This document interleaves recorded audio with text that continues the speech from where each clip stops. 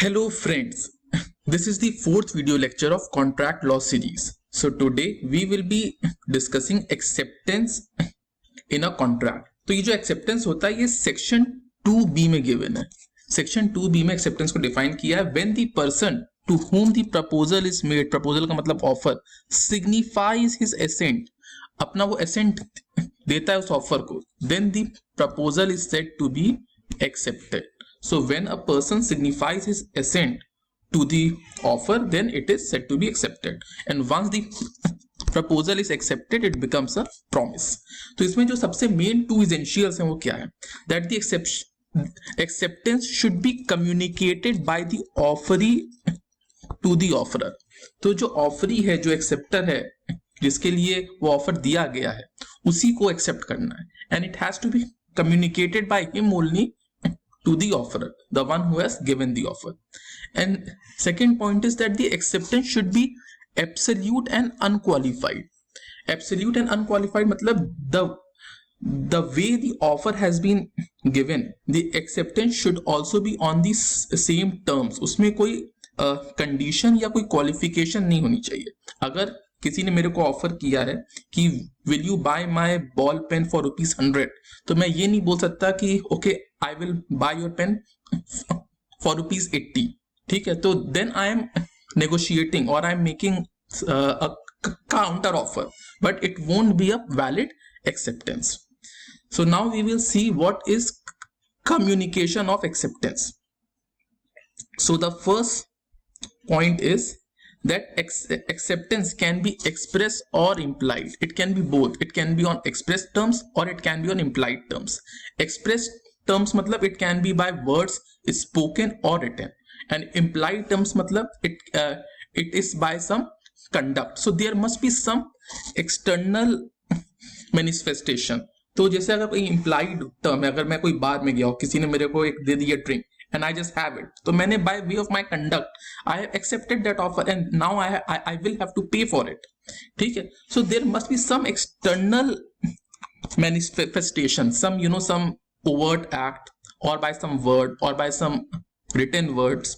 ठीक है, a mere mental determination to accept without intimation to the other party is not enough. अगर किसी ने मेरे को ऑफर किया और मैंने मेंटली उसको एक्सेप्ट कर लिया और मैंने उसे बताया नहीं, मैंने कम्युनिकेशन सही नहीं रखी, then it won't be a valid acceptance. और इसमें एक पॉइंट और है कि mere silence is no acceptance. Mere silence is not said to be an acceptance. वो एक्सेप्टेंस तभी होगी जब ऑफरी खुद बोले कि silence will be an acceptance. तो अगर कोई मेरे को ऑफर देता है and I am just silent about it, I am not speaking anything, तो वो मेरा एक्सेप्टेंस नहीं माना जाएगा. ठीक है, वो एक्सेप्टेंस तभी माना जाएगा व्हेन दी ऑफरी, मैं खुद ही बोलूं कि silence will be the mode of the acceptance. अगर ऑफरर बोलता है कि silence will be the mode of acceptance, then it would be wrong. But if the offeree says, the one who is accepting it, that the silence will be the mode of acceptance, then it will be a sufficient or acceptable acceptance. Okay. Now the second point is when communication is not necessary. तो acceptance का communication कब necessary नहीं है? तो it is not necessary in case of general offers. मैंने इसके पहले वाले वीडियो में भी, जहाँ पे मैंने kinds of offers बताया है, वहां पे मैंने general offer is made to people at large. तो anyone who performs the condition will said to have accepted the offer. और इसको ये बात communicate करने की जरूरत नहीं है. तो it is usually accepted by conduct. ठीक है, तो जो भी जनरल ऑफर में जो भी कंडीशंस दिए हैं, if I perform it then that will be a valid acceptance. ठीक है, ये जो पॉइंट है ये Carlill versus Carbolic smoke balls में बहुत ही अच्छे से रिफ्लेक्ट होता है. एक फेमस केस है Carlill versus Carbolic smoke ball. ठीक है, तो ये मैंने केस अपने पहले के वीडियो में एक्सप्लेन किया हुआ है. Now the third point is that communication should be made to the offerer himself. तो जो communication है, अगर आप intention सिर्फ रख रहे हैं एक्सेप्टेंस का बट आपने कम्युनिकेट नहीं किया ऑफरर को, तो वो वैलिड एक्सेप्टेंस नहीं होगी. इसमें एक बहुत इंपॉर्टेंट केस है Felthouse versus Bindley. This case is very important. इसमें यही सेम पॉइंट है कि एक्सेप्टेंस का इंटेंशन तो है बट आपने कम्युनिकेट नहीं किया, तो वो एक्सेप्टेंस नहीं माना जाएगा. इस केस में हुआ क्या था कि देयर वाज अ पर्सन जिसने अपने नेफ्यू को बाय वे ऑफ लेटर एक ऑफर भेजा कि he wants to buy his horse, वो अपने नेफ्यू का हॉर्स खरीदना चाहता है, तो उसने अपने ऑफर में क्लॉज भी रखा, if I hear no more about the horse I will consider the horse is mine for £33। तो उसने ये भी क्लॉज डाल दिया कि अगर इस लेटर का रिप्लाई नहीं आया then I will consider that the offer has been accepted. तो जब उसका नेफ्यू वो ऑफर पढ़ा, उसने इंटेंड किया, उसने अपने ऑक्शनियर को कह दिया कि तुम ये हॉर्स बेचना नहीं, it is reserve for my uncle, ठीक है। लेकिन उस ऑक्शनियर ने उसको बाद में बेच दिया, तो जो प्लेंटिफ था उसने ऑक्शनियर को सू किया। तो कोर्ट ने यहां ये कहा कि यहां पे कॉन्ट्रैक्ट बना ही नहीं, यहां पे कॉन्ट्रैक्ट बनने के लिए इंपॉर्टेंट है वैलिड एक्सेप्टेंस, और यहाँ पे जो नेफ्यू था उसने आपको कम्युनिकेट नहीं किया था कि एक्सेप्टेंस हुई है कि नहीं, उसने एक अनऑथराइज्ड पर्सन को, एक ऑक्शनियर को कहा था कि इस हॉर्स को रिजर्व करके रखना। Since there is no communication of acceptance therefore it will not be a contract. तो यहाँ इंटेंशन था एक्सेप्टेंस करने का, but it was not communicated, therefore the acceptance was not valid. तो कोर्ट ने पहला पॉइंट तो ये कहा, और सेकंड पॉइंट ये कहा कि एन ऑफरर, कोई भी ऑफरर अपने ऑफर में ऐसा क्लॉज नहीं डाल सकता which shows burden of refusal और duty to reply. Duty to reply, ये पॉइंट इंपॉर्टेंट है। जैसे इसमें एक क्लॉज डाल दिया था कि if I hear no more about the horse I will consider it that the horse is mine. तो ऐसा कोई क्लॉज एक ऑफरर अपने ऑफर में नहीं डाल सकता, ठीक है। An offeror can not say that failure to reply will be deemed to be an acceptance of the offer. तो ऐसा कोई क्लॉज वो नहीं डाल सकता। तो ये केस इंपॉर्टेंट हो जाता है फेल्टहाउस वर्सेस बिंडले, ठीक है। Now the fourth point is communication by acceptor himself. तो इसमें एक बहुत इंपॉर्टेंट केस है पॉवेल वर्सेस ली। तो यहां जो कम्युनिकेशन है वो एक्सेप्टर के द्वारा ही ऑफरर को देनी पड़ेगी। तो इस केस में क्या हुआ था कि पॉवेल वर्सेस ली में एक पर्सन था जो हेडमास्टर के पोस्ट के लिए उसने वो फाइल किया था अपना एप्लीकेशन, ठीक है। तो एक मीटिंग बैठी, तो जो मीटिंग बैठी उसने उसका नाम हेडमास्टर के पोस्ट के लिए अपॉइंट कर दिया, बट अभी उसे फॉर्मल एप्लीकेशन नहीं गया, फॉर्मल अपॉइंटिंग लेटर नहीं गया। तो एक बंदा था जिसको मीटिंग की इंफॉर्मेशन थी, उसने उसको फोन करके बता दिया कि आपका नाम हो चुका है अपॉइंट हेडमास्टर के लिए। लेटर ऑन उस कमिटी ने उसका अपॉइंटमेंट कैंसिल कर दिया। तो इस पर्सन ने जो हेडमास्टर के लिए उसने अप्लाई किया तो उसने सू कर दिया और उस कमिटी को। तो यहाँ कोर्ट ने कहा कि ये प्रॉपर कॉन्ट्रैक्ट तो यहाँ हुआ ही नहीं, आपको एक अनऑथराइज्ड पर्सन के थ्रू पता चला है, ठीक है। देयरफॉर इस पॉइंट पे है कि communication should be by the acceptor himself. Committee ने तो कोई आपको अपॉइंटिंग लेटर नहीं दिया ना अभी तक।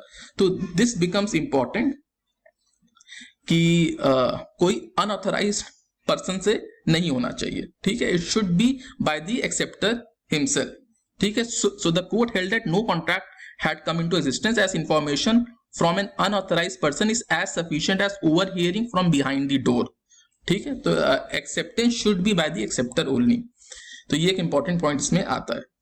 Now the fifth point is mode of communication। अगर ऑफरर ने acceptance के लिए कोई मोड प्रिस्क्राइब किया कि that the offer should be accepted by the way of letter or by the way of phone or by any other way, तो acceptor is bound to accept it in that mode only, ठीक है। Mode determine करने का right offer को है, but अगर acceptor ने किसी और मोड पे उसको एक्सेप्ट किया और ऑफरर ने उसको रिजेक्ट नहीं किया, then that contract will be binding on the offeror. So a duty is cast on the offeror to reject such acceptance within reasonable time. उसको एक रीजनेबल टाइम पे वैसा एक्सेप्टेंस को रिजेक्ट करना होगा, और else it will be a binding contract, okay. एक इसमें इंपॉर्टेंट पॉइंट है एक्सेप्टेंस बाय पोस्ट का। सेक्शन 4 में ये पॉइंट गिवन है। Section 4 says that the communication of an acceptance is complete, ये पोस्ट के केस का है। A communication of acceptance is complete as against the proposer, मतलब कि offeror, when it is put in the course of transmission to him so as to be out of power of the acceptor and as against the acceptor when it comes to the knowledge of the proposer। तो इसका मतलब क्या होता है? इसका ये मतलब है कि अगर एक ऑफरर ने, एक पर्सन ने किसी को offer bye way of post भेजा, लेटर लिख के भेजा, और उस पर्सन को जब वो मिला उसने पढ़ा और उसने अपनी एक्सेप्टेंस बाय पोस्ट ही भेजी, लेटर लिख के उसने भेजा, तो जिस दिन उसने पोस्ट किया उसी दिन कॉन्ट्रैक्ट बाइंडिंग हो गया फॉर द ऑफरर। अब ऑफरर कुछ नहीं कर सकता, ठीक है। लेकिन एक्सेप्टर के पास अभी टाइम है, जब तक वो चिट्ठी एक्सेप्टर की एक्सेप्टेंस की ऑफरर को पहुंच नहीं जाती उसके पहले वो विड्रॉ कर सकता है अपना एक्सेप्टेंस, ठीक है। तभी यहां लिखा हुआ है कि as against the acceptor when it comes to the knowledge of the proposer, जब तक प्रपोजर के नॉलेज में नहीं आएगा तब तक एक्सेप्टर अपना एक्सेप्टेंस तो विड्रॉ कर सकता है, लेकिन ऑफरर अपना ऑफर विड्रॉ नहीं कर सकता the day when the letter of acceptance was posted, ठीक है। So the day when the letter of acceptance was posted, at that day only the proposer is bound by the contract. अगर वो post नहीं होता उसके पहले वो अपना ऑफर विड्रॉ कर लेता तब बात अलग थी, ठीक है। सो इसमें केस है एडम वर्सेस लिंडसेल का, ठीक है। इस केस में क्या हुआ कि एक पर्सन था जिसने ऑफर भेजा bye way of later on 5 सितंबर, ठीक है। 5 सितंबर को उसने भेजा और वो 5 सितंबर को ही एक्सेप्टर को मिल गया, और एक्सेप्टर ने उस लेटर को पढ़ के 5 सितंबर को ही पोस्ट भी कर दिया, ठीक है। उसने मान लीजिए 6th को पोस्ट किया, ठीक है, उसने पोस्ट कर दिया 6th को उसने पोस्ट कर दिया, ठीक है। अब ये लेटर पहुंचा ऑफरर के पास 9 सितंबर को, और ऑफरर ने 8 सितंबर को ही वो गुड्स बेच दिए थे। तो इस केस में क्या होगा, the offeror will be bind by the contract and he has to pay the compensation. Why? क्योंकि कॉन्ट्रैक्ट 6 सितंबर को ही कंक्लूड हो गया था फॉर ऑफरर, ठीक है। The day the guy posted his letter of acceptance, उसी डे में ये कॉन्ट्रैक्ट कंक्लूड हो गया था। तभी इसमें जो दिया हुआ है कि 5 सितंबर को उसने ऑफर पोस्ट किया, 6 सितंबर को उस पर्सन ने एक्सेप्ट करके अपना लेटर ऑफ एक्सेप्टेंस पोस्ट कर दिया, ठीक है। एंड इट रीच्ड, जो डे पे रीच किया उससे कोई मतलब ही नहीं है, इवन वो खो जाए उससे कोई मतलब नहीं।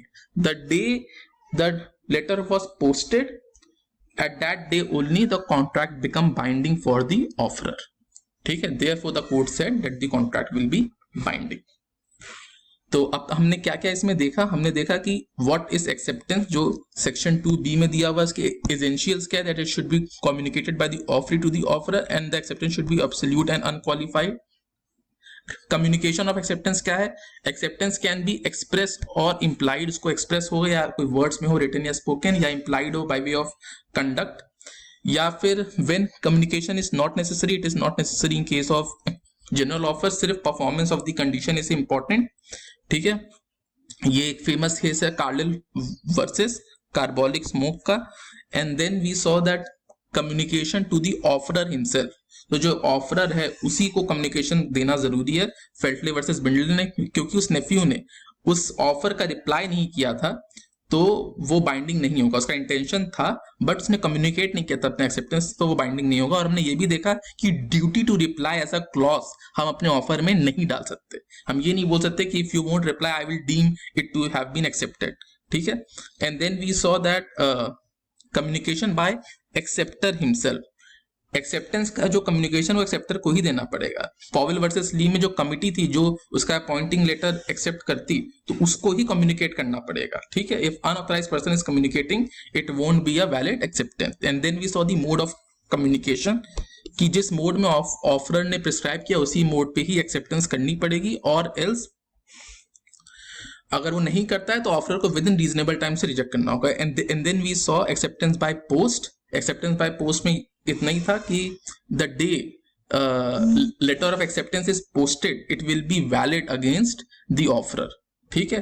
And the acceptor will have the time to withdraw his acceptance before it comes to the knowledge of the offeror. So ये पूरा इसमें हमने देखा है। So thank you all.